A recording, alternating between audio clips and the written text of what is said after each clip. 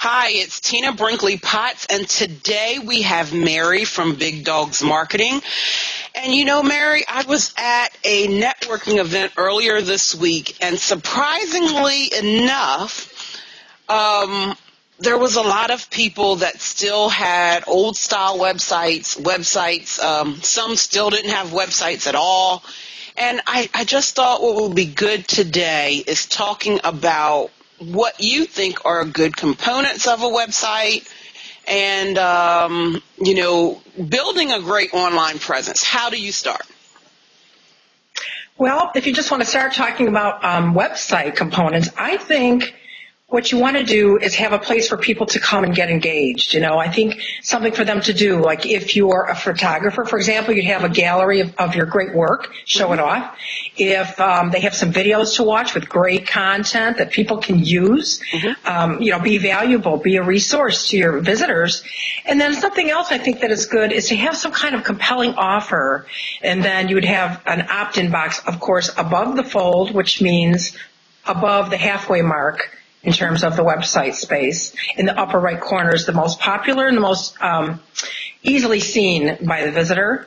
And so I would have a compelling offer, and then I would have that opt-in box so that you can generate leads and you can actually capture that information and go back later and send email follow-ups, SMS, however you like to communicate with your visitors.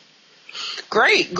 So let's start with you talked about having an opt-in. You want to explain what that is? I mean, of course I know, but how about you explain what an opt-in is? It's basically when you go to someone's site and you see like these little white boxes that say just put in your name and your email and click here and you'll get our compelling free offer, our free coupon, our ebook or guide to better online presence or whatever it might be. And so that is something that every website should have, because otherwise visitors will come, they will go, and you're missing out on that opportunity and you're literally leaving money on the table, I think. So it's also considered, I guess you could say it's a lead capture page, would be another way to say that. Yeah. Does that make any sense, I think? Yes, absolutely. So some great examples of good opt-ins, like for a, let's say you have some type of a spa and you want to give a free scrub, with the manicure, because they have these new scrubs for your hands and everything. So, that would be a great offer. Having an offer of, like, I have a senior care company, so telling people the 7 things you should ask any senior care company when you're looking for care. That, an ebook that talks about that. So, those are great things. You have any other examples of what a good one would be for a company to use? Yeah, actually, I have a client who does awards. He creates awards and gifts and things like that, Crystal, to commemorate a 25th year anniversary, or to give an employee of the year award, that kind of thing. And what we're talking about for his compelling offer is to give away a book on motivation, how to motivate your employees, so that they do get the award at the end of the year. So I think something like that would be good. Any kind of ebooks are best because they're just instant. Everybody loves instant. Nobody wants to wait around for the mail to come and a great big heavy book and all that. So it works both ways. It's good for the user because they get it right away, and it's great for the person who owns the website because you don't have to go through all the postage and mailing things out. But any ebook that has content relevant to what your business offers, I would totally make it relevant to your service or product. Right, and I'm going to take it a step further. I agree that you want instant delivery, but, you can do ebooks, you can do audios, you can do videos, right. Any kind of content that can be delivered, by download. So I think that is good. So now we talked about opt-in. Let's talk about just your overall website. What's a great way to start when you're getting ready to build your website? What should be your strategy? How should you begin putting it together? Because we talked about an opt-in being on there. Let's talk about some of the other things.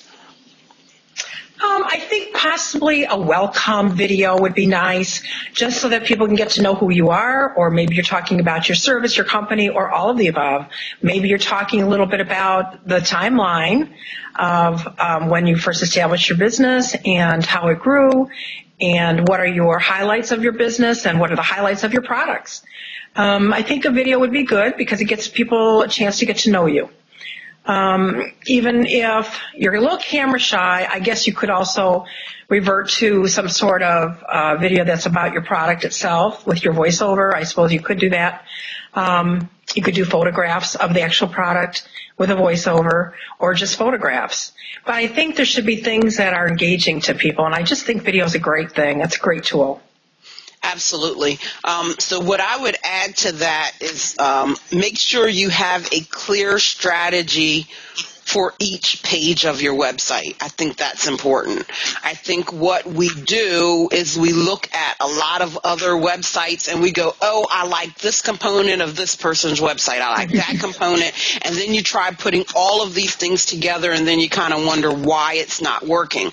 Well, you want to lead your prospects in a specific way. So each thing should kind of tie together.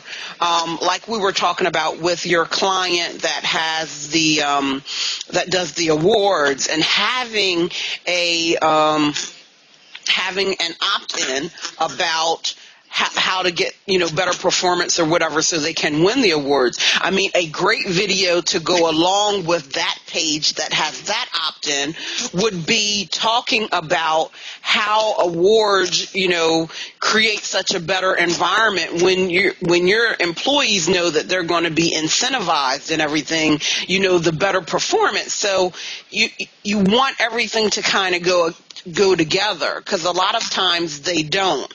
And what I wouldn't want to see, like that particular example do, I wouldn't want to see something like where he's talking about something completely different than what everything else is about on his page, because then you're not given a clear direction where you want to go.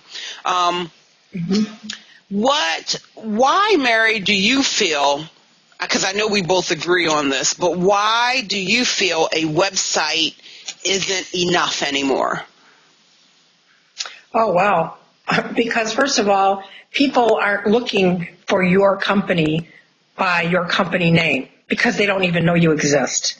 They are searching for their product or service using terms that are relevant to what they're looking for. If they're looking for awards, they're going to say awards in Clarendon Hills, or awards in, New Jersey, or whatever it is. They're not going to say, award company XYZ. They're not going to look for that. So your website has to come up number one, in order for that to even happen, for them to even find you. So that's a piece of it. But in addition to that, some of the best traffic you will get from organic traffic would be to be on Facebook, and to be on Twitter, and to have videos and video campaigns working for you 24 hours a day. I think it's really important to have those videos driving traffic, and the way you do that is you could put that on Facebook. You can put links on Twitter. You need to be on LinkedIn. You need to be on all these different platforms, in my opinion, to get the most Google juice. And by the way, LinkedIn it takes you right to the top. If somebody does know your name and they do Google you, LinkedIn is the very first thing they will see as far as your profile. So that has a lot of Google juice too. So I think a website alone, no, you're not going to get very much traffic. But as soon as you start getting a wider web presence, casting a wider net, I think then you'll see a big difference. Okay. And so, you mentioned LinkedIn, and, knowing that if someone Googles your name, that's going to be the first thing that comes up.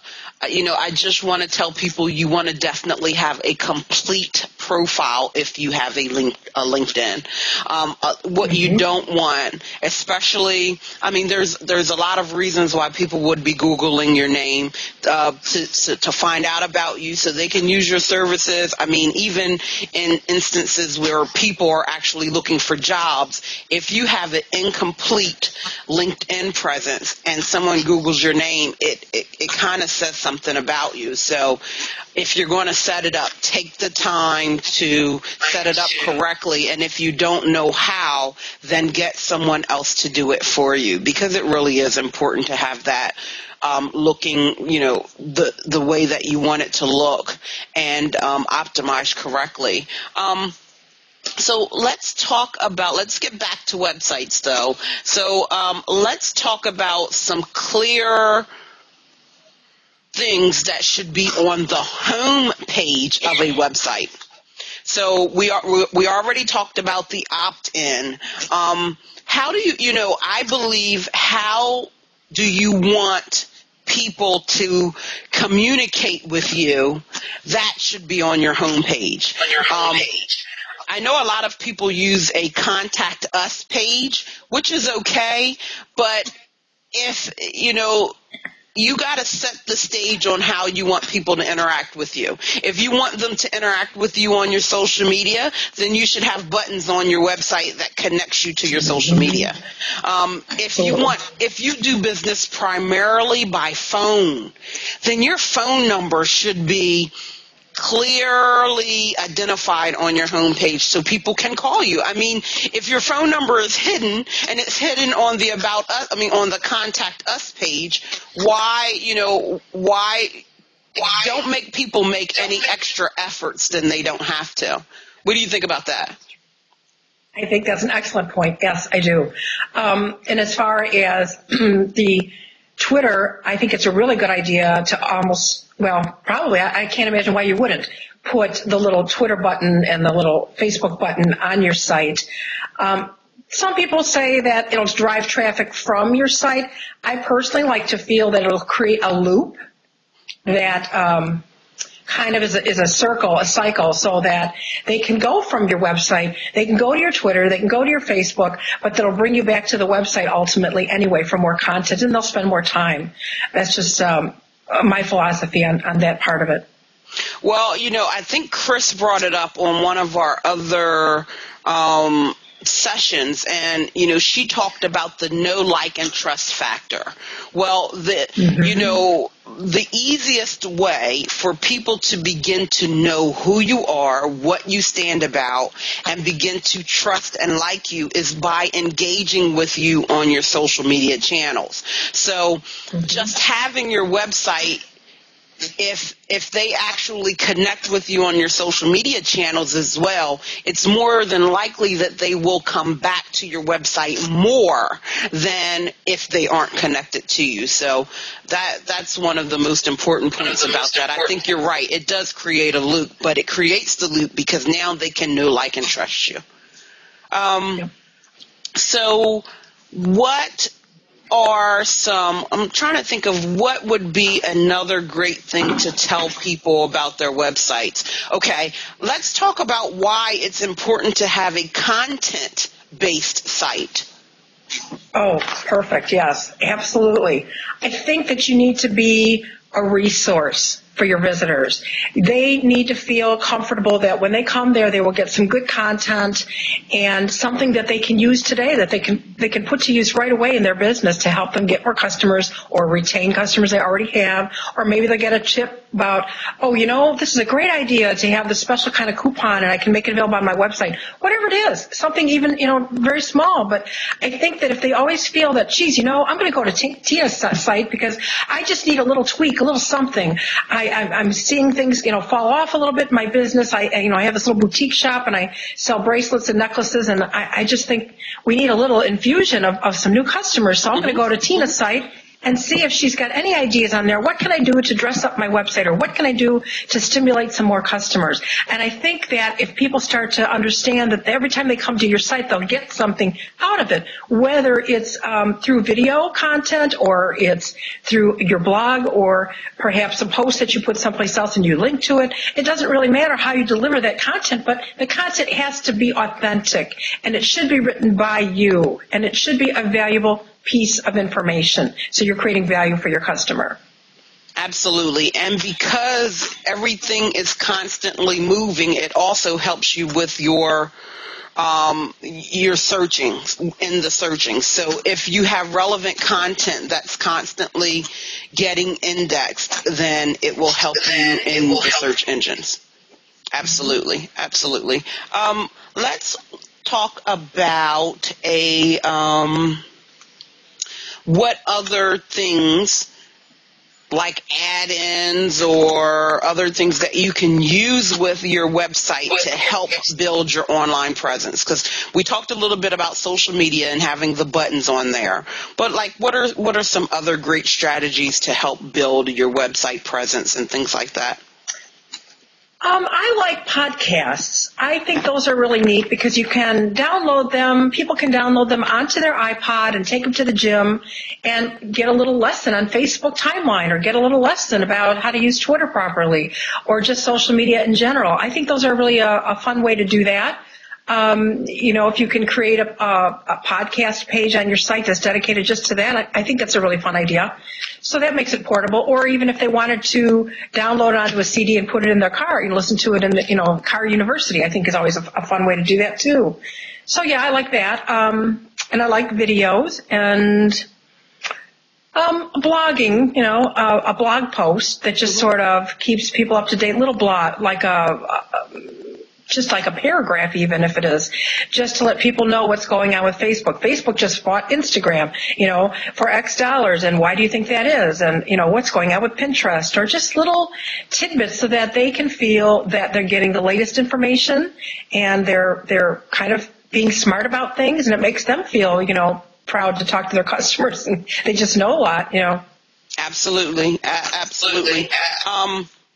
Yeah, because Pinterest is actually becoming a big force in the social media world too. So it is also another way to actually engage with other people and find commonality. We tend to aspire for the same things and, want the same things. You can form vision boards and all of that kind of stuff. So I do believe that the social media outlets and all of the media channels that you said are definitely worth having and connecting to your website. So what are some ways that a layperson can actually get the right kind of traffic to their site? So traffic that would go for their business. I think there's a lot of ways to do that. I think one of them is you can go to other blogs. First of all, be very, very clear about who your audience is. Be very clear about who you want to come to visit your site. Mm-hmm. Be clear on who your customers are. And then once you are clear on that, I think you'll know where they're hanging out. And for example, let's say you sell quilts.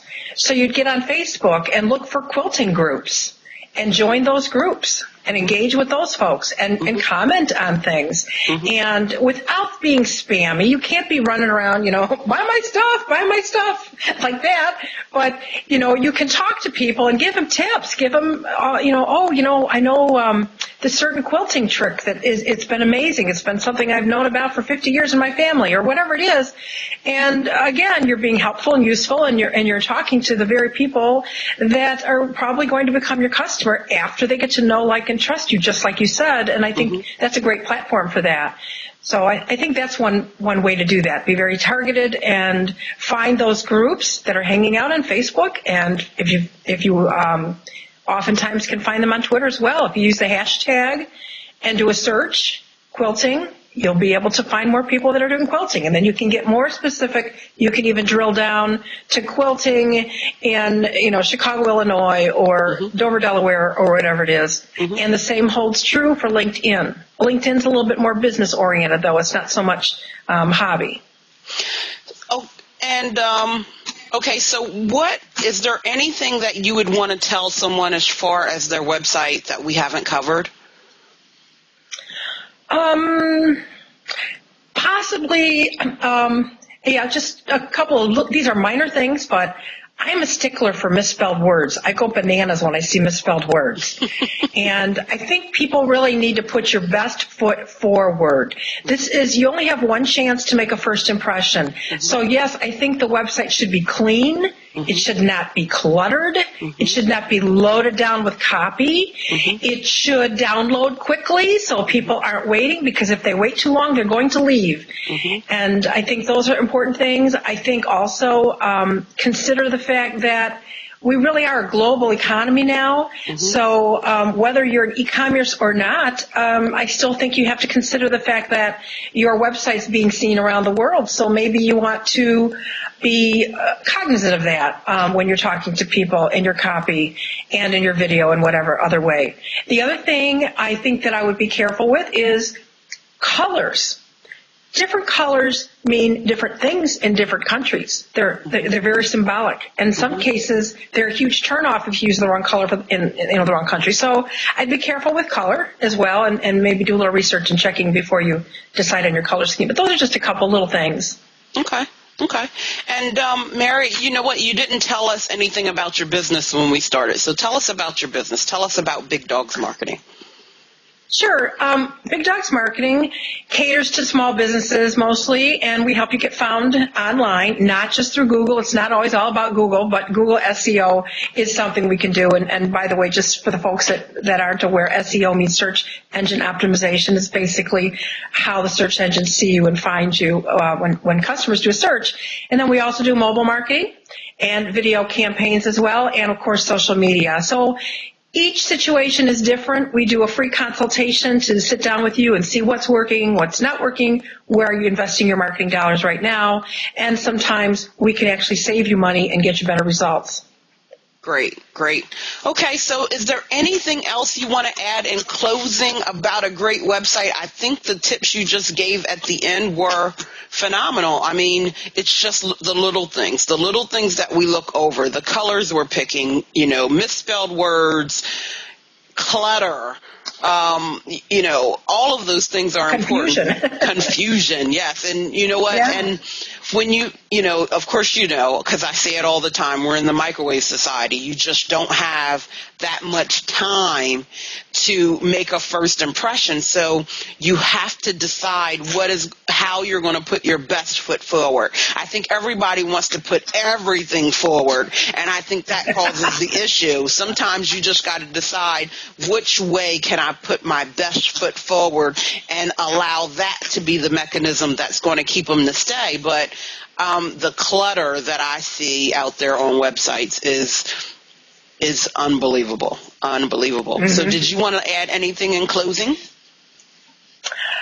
Just for more tips and information, a little bit more depth, you can go to www.bigdogzmarketing.com, and that's BIGDOGZ marketing.com, where we make it so that the little dogs can run with the big dogs. Thank you, Tina. And before we finish, I'm Tina Brinkley Potts. You can find out more about me and the rest of these video series at tinabrinkleypotts.com. Thanks, Mary, for joining me today. Thank you, Tina. Have a great day. Bye. Bye.